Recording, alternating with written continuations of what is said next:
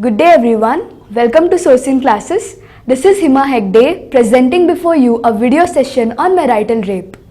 I repeat, the topic for today is marital rape. We will be looking into the various dimensions of the same. So on the screen are the snapshots of various newspaper clippings, basically headlines speaking of marital rape. They read, marital rape. How bad is the problem in India and why coronavirus-led lockdown made it worse?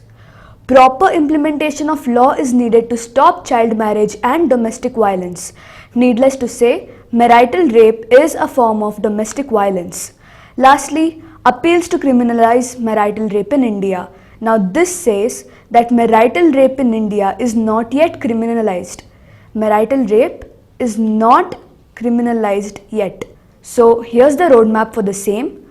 We'll first understand what exactly is marital rape, the current status in India, arguments in favor, as in favor of criminalizing it, arguments in favor of criminalizing the marital rape, arguments against the same, that is against criminalization, and then a balanced conclusion. So let's start. Firstly, what is it? What is marital rape? So marital rape is any unwanted sexual acts by a spouse or ex-spouse. It could be by a spouse or ex-spouse without consent, committed without consent and or against a person's will, obtained by force or a threat of force or intimidation, or when a person is unable to consent. Basically, it is an unwanted or a forceful or a threatened non-consensual sexual act among the married couple. Like I said before, it is not criminalized in India. Moving ahead, let us look into the current status of the same in our country. Our legal system doesn't provide any concrete protection against the victims of marital rape. Under the Hindu Marriage Act of 1955, one of the conjugal duties, I repeat, conjugal duties, conjugal as in the one relating to the marriage or the relationship between the man and woman, married relationship. So under the Hindu Marriage Act of 1955, one of the conjugal duties of the wife is to provide sexual satisfaction to her husband, which is a very archaic thought congruent to the thoughts of a patriarchal society. Now speaking of section 375 of the Indian Penal Code, the section 375 of the Indian Penal Code considers forced sex in marriages as a crime only when the wife is below 15 years of age. It considers this to be a criminal act only if the wife is below 15 years of age or if the couple is legally separated. Now this act under the IPC section 375 is considered criminal if the wife is under 15 years of age or if the couple is legally separated. Thus, marital rape is not a criminal offence under the IPC, that is the Indian Penal Code. Now marital rape victims have to take recourse to the Protection of Women from Domestic Violence Act 2005, that is the PWDVA. Now the PWDVA, which came into force in 2006, outlaws the marital rape. However, this offers only a civil remedy. This only offers a civil remedy against the violence. So all in all, we do not have a concrete law, as in the marital rape in India is not criminalized under the IPC section 375. However, for the civil remedy, one could approach the PWDVA. Let us now look into the arguments in favor of criminalizing the marital rape. Arguments in favor of criminalizing the marital rape. The first one would be the sheer number. Out of total number of rapes reported to NFHS, though it is an informal survey whose premise was to provide anonymity, 97.7%, I repeat, 97.7% rapes were committed by the people known to the victim, out of which marital rape, out of this percentage, marital rape accounts for 2/3 of the same. about 2/3 of the same. Thus, sheer intensity of marital rape suggests that it should be criminalized. Secondly, the mental trauma. There have been many heart-rending stories of women raped every night, even during pregnancy and childbirth. It is a physical as well as mental trauma because the perpetrator is known to the person, often very close. Then we have the marital privacy. The marital privacy. Now what is it? Which justifies? Now the marital privacy justifies laws such as the marital rape exception is a fundamental denial of society's commitment to treating all persons with equal concern and respect. We have already seen that under the IPC section 375, marital rape is not criminalized, thus it becomes an exception. So under the marital privacy, so the laws such as the exception, that is we are talking about this exception, is a fundamental denial of society's commitment to treating all persons with equal concern and respect. After making high pitch for the government flagship Beti Bachao Beti Padhao, we want our Beti to not have a right on her own body. If marital rape has been committed, wife is a rape survivor and she has same rights like any other rape survivor. Now let us talk of an international example. Many countries have made it a crime for a husband to force his wife to have sex in the recent years. Firstly, Malaysia. Malaysia changed its laws to the effect in 2007. Turkey in 2005. You need not remember the dates, these are just examples of the countries that have criminalized marital rapes. Bolivia in 2013.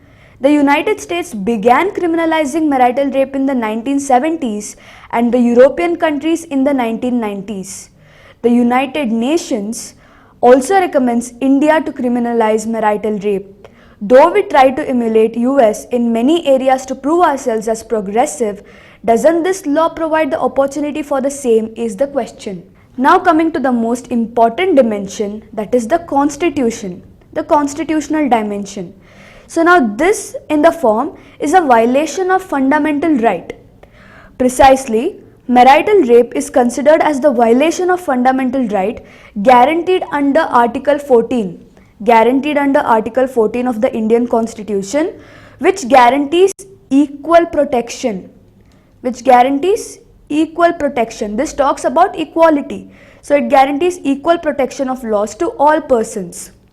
By depriving married women of an effective penal remedy against forced sexual intercourse, it violates their right to privacy and bodily integrity, aspects of the right to life and personal liberty of Article 21. Article 21 talks about right to life and the personal liberty. So it is a violation of both Article 14 that talks of equality and Article 21 that talks about right to life and right to personal liberty, differentiating them from unmarried women. So this is the argument in favor of criminalizing. These are the arguments in favor of criminalizing the marital rape. Let us now look into the arguments against criminalizing the marital rape. Firstly, prone to misuse. This will be prone to misuse. If marital rape is criminalized without adequate safeguards, it could be misused like the current dowry law by the dissatisfied wives to harass and torture their husbands. Secondly, burden on the judiciary. Now this will increase the burden on the judiciary, which otherwise may serve other more important cases or clauses. In other words, due to the near impossibility of proving marital rape and false cases of marital rape, further it will be difficult for husbands to prove their innocence, and also as criminalization is not done yet and due to the near impossibility of proving it, let us now look into the arguments against criminalizing marital rape. Firstly, it is prone to being misused. Prone to misuse. Now if marital rape is criminalized without adequate safeguards, it could be misused like the current dowry law. Like the current dowry law by the dissatisfied wives to harass and torture their husbands. Secondly, burden to the judiciary. Now due to the near impossibilities of proving marital rape and false cases, its criminalization would only serve as an increased burden to the already overburdened legal system. That is, this will increase the burden on judiciary, which otherwise may serve other more important causes. Then, potentially minuscule law. Now, this law is more likely to be passive. This is more likely to be passive and potentially minuscule law, since less educated and rural women are not likely to use it, and other strata of women can be said to be empowered enough to say no for this kind of act to their husbands. Next, we have the high illiteracy rate. Now this one is important. High illiteracy rate. The country where 26% of the total population, out of which 35% of the women population, 35% of the women population are illiterate, such a law will need enormous efforts. In the implementation. Many women will not be able to understand the law, especially women of the lower strata.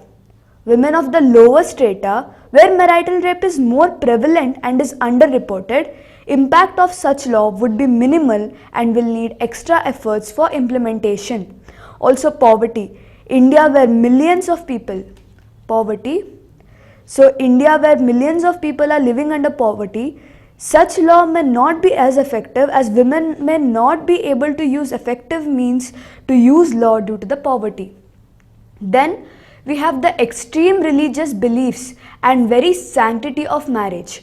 Now this is pretty self-explanatory, where marriage is believed to be very holy and sacrosanct. Then we have the difficulty to prove. As we have already discussed, that it will be very difficult to provide evidence of marital law and prove the crime. And evidence will have to be solid enough to prove any crime. In case of the marital rape, whole family will support the son and it will be tough for women to prove the crime. This is mostly the case. Moving on, before we draw a conclusion, let us have a quick recap of what we have discussed. So firstly, what is marital rape? It is basically non-consensual, violent or forced act of sex among the married couple. Then, what is the current status in our country? Now this seems to be an exception under the IPC section 375, wherein the marital rape in India is not yet criminalized. Now what are the arguments in favor of criminalizing it? The most pressing ones would be that it is a violation of the fundamental rights, especially the Article 14 that talks about equality and 21 that talks about right to life and liberty. Also the sheer number and mental trauma or physical trauma that it brings in. What are the arguments against it? It would overburden the judiciary, difficulty to prove or being prone to misuse like the dowry law, illiteracy rate and poverty. So all in all, to give a balanced conclusion, now sexual consent is the right to every woman, married or unmarried, as much as of men, and non-consensual sex should be treated exactly the same irrespective of the relationship of the perpetrator to the victim. Adequate safeguards, however, need to be included in the law which limits the opportunities for misusing this law like the dowry law. Just because the law cannot be misused or just because the law can be misused does not mean that we should evade from our responsibility. However, just legal reform is not sufficient, as long as with legal reform we also need social reform so that this menace could be eradicated from our society. It is the progressive social consciousness which is the need of the hour. With that, we have come to an end to today's video session. Hope you found it informative. For any information regarding the course, please visit the official Sourcing Classes website, that is www.sourcingclasses.com. Thank you.